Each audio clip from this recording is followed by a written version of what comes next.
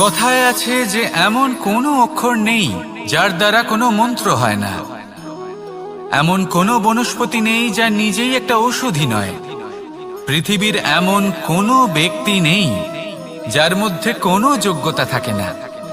শুধু প্রয়োজন হলো যে ব্যক্তিকে আমরা খুঁজে চলেছি তাকে সঠিকভাবে চিনে নেওয়া। যদি তার যোগ্যতা, তার বিশেষত্ব আমরা বুঝতেই না পারি, তাহলে আর লাভ কি রইল?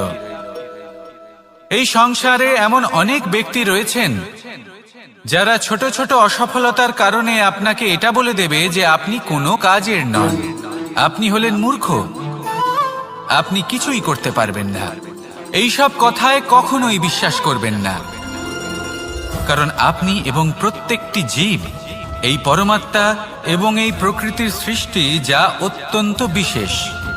যদি আপনাকে উদাহরণ দিই তাহলে একদিকে আছে তরোয়াল, একটা বড় লম্বা তরোয়াল যার দ্বারা যুদ্ধ করা যায়, জয়লাভ করা যায়।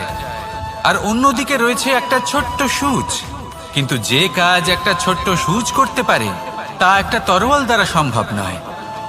এর অর্থ হলো এটাই যে প্রত্যেকটা রচনা অত্যন্ত অমূল্য এবং অত্যন্ত বিশেষ হয়।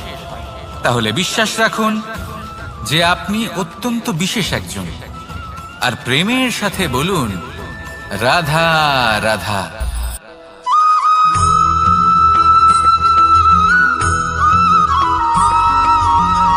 কেউ বলে জীবন খুব ক্ষণস্থায়ী, কেউ বলে জীবন হলো একটা সুন্দর স্বপ্নের মতো, আবার কেউ বলবে জীবন হলো এক কঠোর সত্য।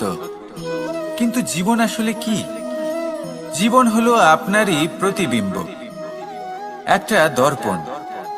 অর্থাৎ আপনি জীবনকে সেইভাবেই পাবেন যেরকম আপনি নিজেকে প্রতিপন্ন করবেন। যদি আপনি দর্পণের দিকে তাকিয়ে হাসেন, তাহলে আপনি সামনে হাসি মুখী দেখতে পাবেন। এবার যদি আপনি গম্ভীর হয়ে থাকেন, তাহলে আপনি একজন রুষ্ট ব্যক্তি দেখতে পাবেন। শেষে সবথেকে বেশি গুরুত্বপূর্ণ হলো আপনার চেষ্টা। আপনাকে সবসময় চেষ্টা করতে হবে যাতে আপনি নিজেকে প্রসন্ন এবং ইতিবাচক মনোভাবে রাখেন।